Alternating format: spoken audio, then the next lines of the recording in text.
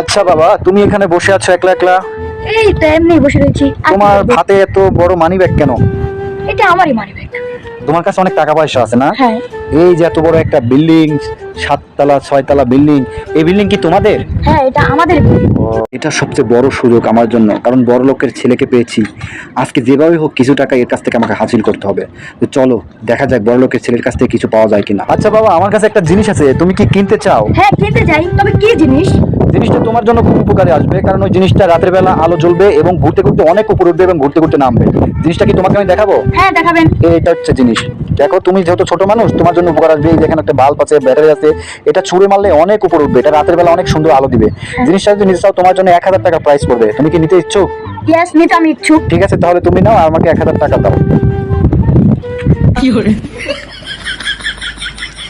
এই যে আপনার 1000 টাকা। ধন্যবাদ, তো ভালো থেকো। হ্যাঁ। জি।